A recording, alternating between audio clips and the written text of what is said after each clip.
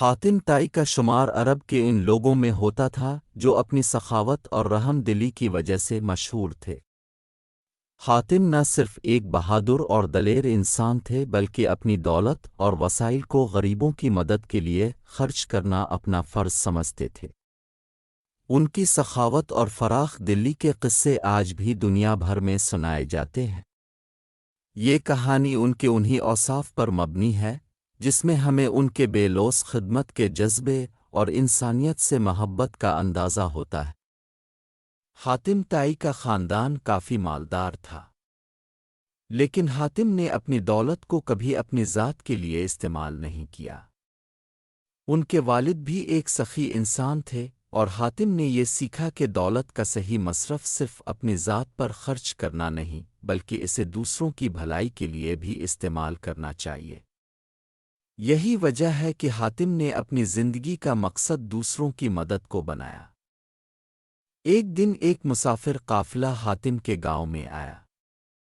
ان لوگوں کے پاس کھانے کو کچھ نہ تھا اور وہ سفر کی صعوبتوں سے تھک چکے تھے۔ جب حاتم کو ان کی حالت کا علم ہوا تو انہوں نے فوراً اپنے دسترخوان کو سجایا اور انہیں اپنے دسترخوان پر مدعو کیا۔ وہ خود ان کے ساتھ بیٹھ کر کھانے میں شامل ہوئے اور ان کا حال پوچھتے رہے۔ یہ ان کی عادت تھی کہ ہر مسافر خواہ وہ امیر ہو یا غریب ان کے دسترخوان پر اطمینان سے کھاتا۔ ایک رات جب حاتم اپنے قافلے کے ساتھ ایک جگہ قیام پذیر تھے، ایک بھوکا اور تھکا ہوا مسافر ان کے پاس آیا۔ اس کے پاس نہ کھانے کو کچھ تھا نہ پینے کو۔ حاتم نے اس کی حالت دیکھی اور اپنے پاس موجود ہر چیز اسے پیش کر دی۔ مسافر کی بھوک اور پیاس ختم ہوئی تو اس نے حاتم کی تعریف کی اور ان کے اخلاق سے بہت متاثر ہوا۔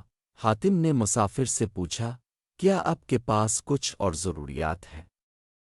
مسافر نے جواب دیا، میں ایک سفر پر ہوں اور میرے پاس سواری کا کوئی ذریعہ نہیں ہے۔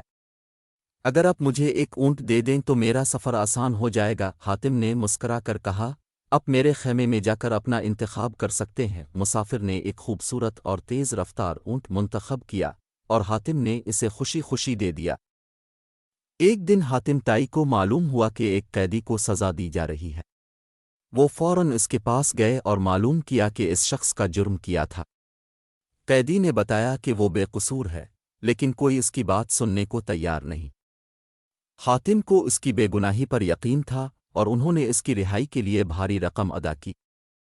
قیدی کی جان بچ گئی اور اس نے حاتم کا شکر ادا کیا۔ یہ قصہ سن کر گاؤں والوں نے کہا، حاتم اپنے تو اپنی دولت کو دوسروں پر لٹانا شروع کر دیا ہے، آپ کے پاس اب کچھ نہیں بچے گا۔ حاتم نے جواب دیا، دولت کا اصل مقصد لوگوں کی بھلائی ہے۔ اگر میرا مال کسی کی جان بچا سکتا ہے یا کسی کی مشکل آسان کر سکتا ہے تو میرے لیے یہی کافی ہے۔ ایک دن ایک جادوگر حاتم کے گاؤں آیا اور اس نے اعلان کیا کہ اگر کوئی اپنی قیمتی ترین چیز اسے دے دے تو وہ اسے اپنی جادوئی طاقت کا مظاہرہ کر کے دکھائے گا۔ لوگوں نے مختلف اشیاء پیش کیں مگر جادوگر کو کچھ خاص پسند نہ آیا۔ جب حاتم کو اس بات کا علم ہوا تو وہ فوراً جادوگر کے پاس گئے اور کہا، میرے پاس جو کچھ بھی ہے آپ اسے لے سکتے ہیں۔ جادوگر نے ان کے صدق دل اور سادگی کو دیکھ کر کہا، میں تو آپ کا امتحان لینے آیا تھا، مجھے آپ کی دولت نہیں چاہیے، آپ کی سخاوت اور فراخ دلی ہی میری آنکھیں کھولنے کے لیے کافی ہے۔ ایک دن حاتم کے پاس ایک قبیلے کا سردار آیا جس کے لوگ فاقے سے مر رہے تھے۔ اس نے حاتم سے مدد کی درخواست کی۔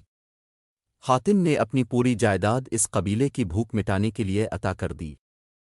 لوگ حیران رہ گئے کہ کوئی انسان اتنا سخی کیسے ہو سکتا ہے۔ حاتم نے کہا، میرے پاس جو کچھ بھی ہے وہ میرے اللہ کی دین ہے، اگر میں اسے اللہ کے بندوں پر خرچ نہیں کروں گا تو اس کا کیا فائدہ؟ حاتم طائی کی سخاوت اور ان کے بے لوث عمل نے لوگوں کے دلوں میں ان کے لیے بے حد احترام پیدا کر دیا۔ ان کی سخاوت کا ذکر آج بھی کہانیوں میں سنایا جاتا ہے۔ حاتم طائی کی زندگی ہمیں یہ سبق دیتی ہے کہ دولت کا اصل مقصد انسانیت کی خدمت ہے۔ جو شخص سخاوت کرتا ہے اسے دنیا و آخرت دونوں میں سکون ملتا ہے۔